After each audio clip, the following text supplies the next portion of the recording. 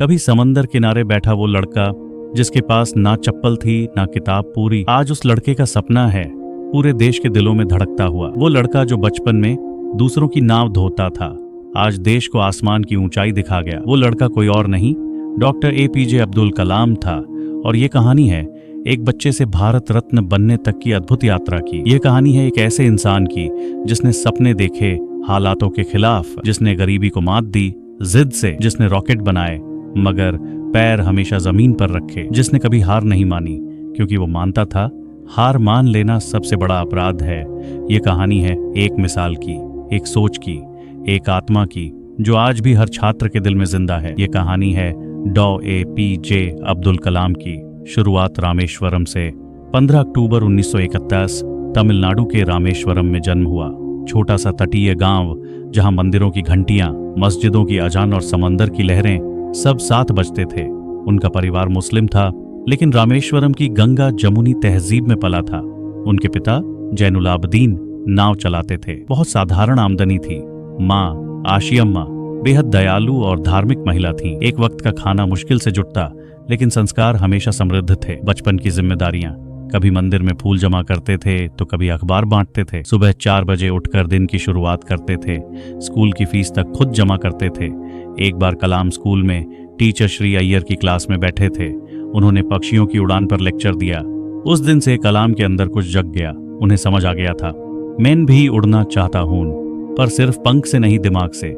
जातिवाद का पहला झटका। एक बार एक ब्राह्मण दोस्त के साथ वो मंदिर के पास खाना खा रहे थे, तभी एक कट्टरपंथी ने उन्हें धक्का दे दिया। मुसलमान होकर मंदिर के पास क्या कर रहे हो? लेकिन उनके दोस्त के पिता एक कट्टर ब्राह्मण बोले, ये लड़का एक दिन भारत का नाम रोशन करेगा, इसे मत रोको। ये अनुभव उनके जीवन में सेकुलर सोच का आधार बना। शिक्षा की प्यास और संघर्ष। Madras institute of technology MIT में पढ़ाई का सपना देखा पर पैसे नहीं थे। उनकी बहन ने अपने गहने गिरवी रखे। भाई पढ़ सका और देश ने एक रत्न पा लिया। एयरफोर्स की असफलता। कलाम पायलट बनना चाहते थे। इंडियन एयरफोर्स की परीक्षा दी पर फेल हो गए। ये सबसे बड़ा धक्का था। लेकिन उन्होंने कहा मैं उड़ नहीं सका लेकिन मैं उड़ने वालों के लिए जमीन बना दूंगा। DRDO से ISRO तक का सफर। DRDO में काम मिला हॉवरक्राफ्ट डिजाइन में, लेकिन उनकी असली मंजिल थी अंतरिक्ष। वो ISRO चले गए। SLV-3 सैटेलाइट लॉन्च व्हीकल का काम मिला। ये भारत का पहला रॉकेट प्रोजेक्ट था। बड़ी जिम्मेदारी और भारी चुनौतियां। 1969 पहला लॉन्च और असफलता। सब कुछ तय था। रॉकेट लॉन्च हुआ लेकिन 317 सेकंड के बाद क्रैश हो गया। पूरे देश में आलोचना हुई। मीडिया ने उन्हें नेशनल फेलियर कहा, लेकिन उनके डायरेक्टर सतीश धावन ने कहा सक्सेस के समय आप सामने जाएंगे कलम, फेलियर मेरी जिम्मेदारी। 1980 पहला सफल रॉकेट रोहिणी सैटेलाइट सफलता से लॉन्च हुआ। भारत बना 6वां देश जिसने अपनी सैटेलाइट ऑर्बिट में भेजी।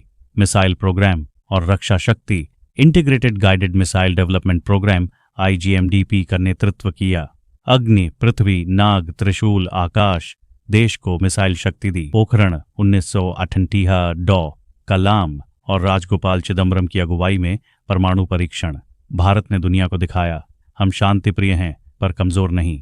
भारत रत्न 1967 उनकी वैज्ञानिक उपलब्धियों को सम्मान मिला। भारत रत्न से 2002 राष्ट्रपति बने। कोई राजनीतिक पृष्ठभूमि नहीं, फिर भी भारत के राष्ट्रपति बने। पूरा देश उन्हें पीपल्स प्रेसिडेंट कहता था। Teacher by heart. उनका कहना था मैं पहले टीचर हूं बाद में president. IIM Ahmedabad, IIT Bombay, BHU हर जगह जाकर बच्चों को पढ़ाया। उनकी किताबें और विचार विंग्स ऑफ फायर, उनकी आत्मकथा इग्नाइटेड माइंड्स, युवाओं को समर्पित इंडिया 2020, भारत को विकसित राष्ट्र बनाने का सपना सोच जो आज भी जल रही है। सपने वो नहीं जो सोते वक्त आते हैं, सपने वो हैं जो नींद ही ना आने दें। Dream is not that which you see while sleeping, it is something that does not let you sleep. अंत लेक्चर हॉल में ही अमृता। 30 जुलाई 2015 शिलोंग में लेक्चर देते वक्त उन्हें कार्डियक अरेस्ट आया। उनके आखिरी शब्द थे एंड ऑफ द लेक्चर। वो लेक्चर आज भी अधूरा लगता है, लेकिन उन्होंने जो जिंदगी पढ़ाई वो पूरी दुनिया की सबसे सुंदर किताब बन गई। उनकी जीवन से 5 सीखें। 1. गरीबी कोई रुकावट नहीं, बस सोच का स्तर मायने रखता है। 2. असफलता एक सीढ़ी है, गिरना जरूरी है ताकि ऊंचाई समझ सके। 3. धर्म से ऊपर इंसानियत है और वो हर दिल को जोड़ती है। 4. देश के लिए सोचो, खुद ब खुद रास्ते बनते जाएंगे। 22 अगर तुम टीचर बन सकते हो तो एक पूरी पीढ़ी बदल सकते हो। अगर डॉक्टर कलाम की ये कहानी आपके दिल को छू गई हो तो इस वीडियो को लाइक जरूर कीजिए। कमेंट में बताइए उनकी कौन सी बात आपको सबसे ज्यादा प्रेरणा देती है। और ऐसे ही महान आत्माओं की कहानियां सुनते रहना चाहते हैं तो अभी सब्सक्राइब करें the inspiration of India channel, क्योंकि हम यहाँ सिर्फ वीडियो नहीं लाते, हम लाते हैं कहानियां जो सोच बदल देती हैं।